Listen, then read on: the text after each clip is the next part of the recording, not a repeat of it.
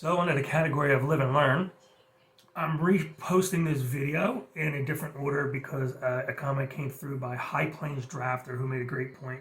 I rambled on quite a bit before I got to the new content of the Halley's Comet disproving a flat Earth. So I apologize for that, but here's the new video. I'm going to keep that other video up so you can see the difference. Hope you enjoy it. Thanks again, High Plains Drafter, for pointing that out. That indeed, I did fuck that up. Hope you enjoy this new cut. All right, here's me from a couple days ago.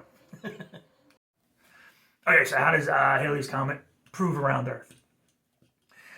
Well, a little history about Halley's Comet. By the way, the pictures you're seeing as I'm speaking are from all different periods of time throughout history, where you can see Halley's Comet in the pictures. And then, of course, later on, I think in 1910, you're going to see pictures of Halley's Comet as taken from different points on Earth. Okay, but the first time Halley's Comet was observed was 466 BC, then again in 239 BC by the Greeks and by the Chinese. It was then noted again in 146 BC and 87 BC. And again, so you get an idea. Here's this comet who's not tied into what people think, but it keeps coming back every 76 years. Most famously, it was seen in 1066 when William the Conqueror invaded England. There's a tapestry of that. And then again in 1301, an Italian painter, the Italian painter, I can't say his name, but he painted it and he was inspired by it, and you can see it in the tapestry here, or the painting here. So the comet appeared again in 1531, 1607, and 1682. All right, and Halley noticed a pattern. Halley, the astronomer, noticed a pattern, and he thought that the comet's going to return again in 1758. He died in 1742, so he didn't live to see it come again. But in 1758, sure enough, Halley's Comet came again. So what's that mean for flat Earth? That's the nail in the coffin right there. That's it. There is no flat Earth. And this proves it, because the comet keeps coming back every 76 years or so, 75, 76 years or so.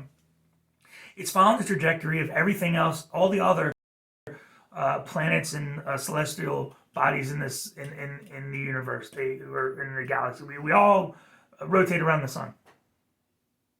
So that right there is proof of the model of the sun being the center and the Earth and the other bodies orbiting around it. Because that's what Halley's Comet's doing. And Halley knew that, and he used the math that flat Earth, he didn't use flat Earth math. Because there is none, because it doesn't exist. Because the Earth, and again, I think it's 76 years from 1986. So 2064. Anyway, so Halley's Comet, one more debunking the flat Earth. There's no explanation for Halley's Comet in a flat Earth model, which the flat Earth people do not have. I keep saying that. See, the flat Earth people, every time they come out with something, it gets debunked or disproven by the smart people. I'm not one of those smart people. I can't tell you why. If you're standing 50 miles offshore, you can see the top of the Sears Tower or whatever. Those are for the smart people with geometry and all that other shit.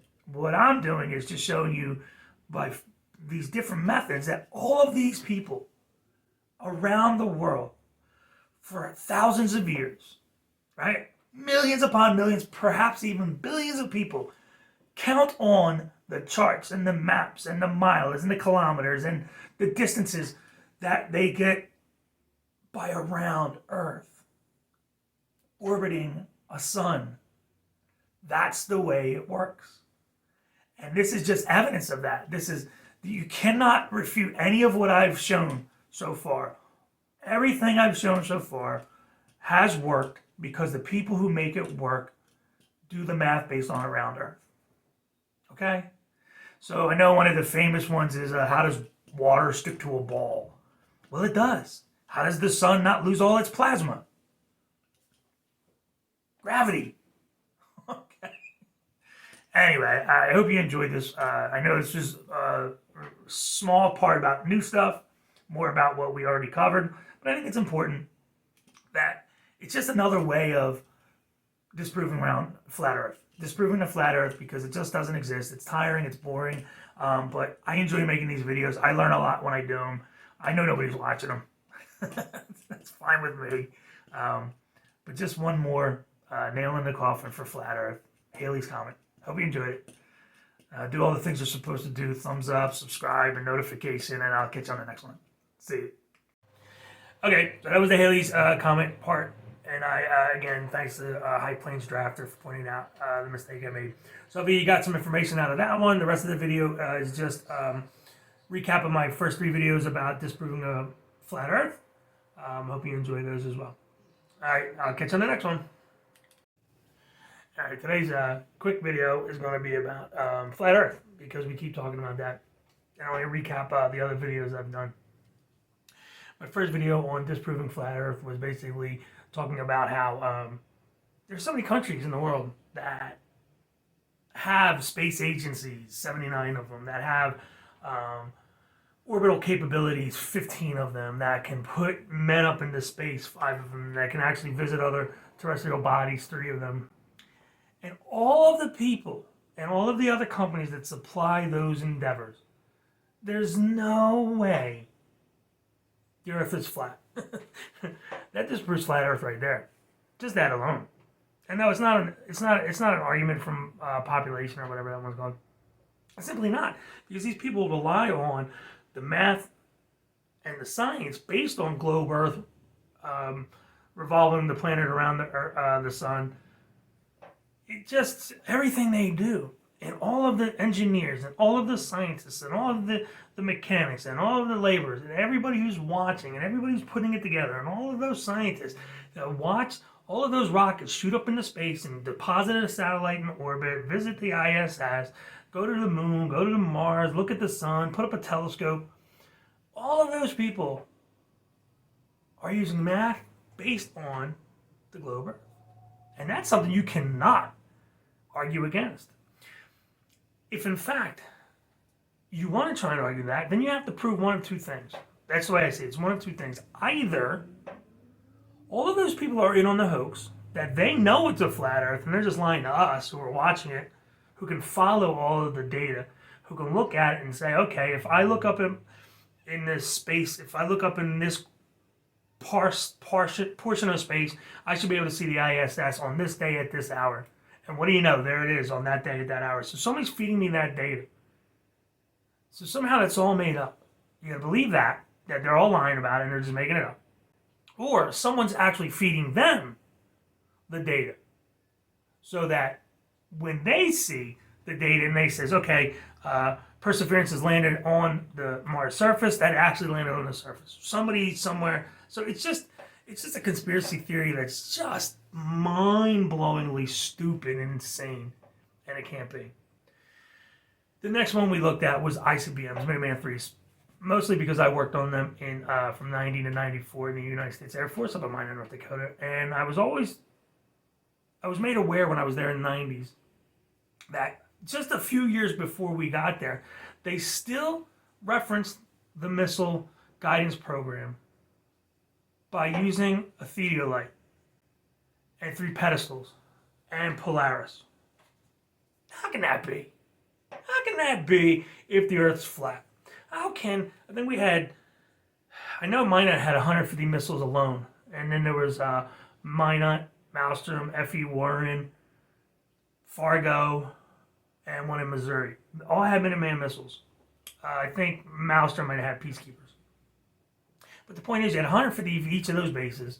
So something like 600 missiles that 10 years earlier were all referenced, meaning that the missile had to know where it was in position on the Earth to be able to go and drop its payload against the country we were going to fight. So it had to know where it was. And the way it knew where it was by men in the field aligning the site with Polaris using theodolites and 3 pedestals and the geography of the land.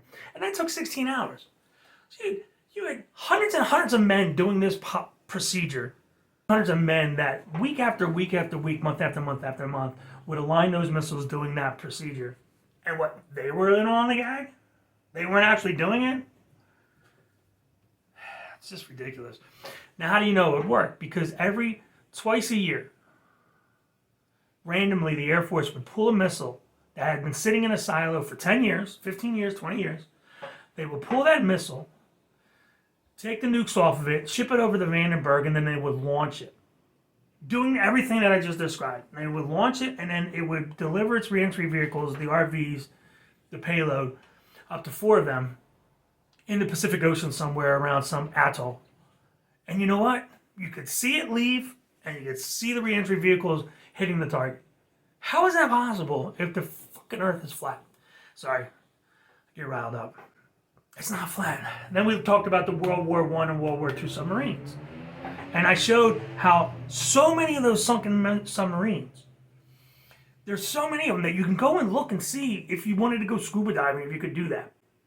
Off the east coast of America, in the Mediterranean, off the coast in the Atlantic Ocean, off the coast of Spain and Italy and England and Norway and all those other ones, France, Portugal. You can go and see these submarines. They're actually in the ocean. They're marked there by longitude and latitude.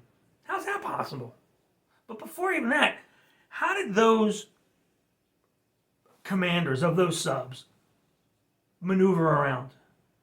They used charts, maps, stars, sun, moon, based on a round Earth that orbits the sun.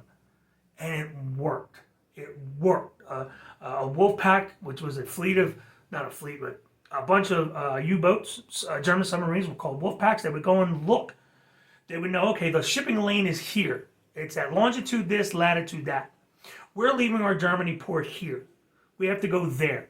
So they used a map and a chart, and they got out and they looked up at the sky, and they looked up at the stars, and they looked up at the sun and the moon and whatever, and they charted their path there, and it worked. And they got there, and they sunk thousands, hundreds of millions of tons of ship between the two wars.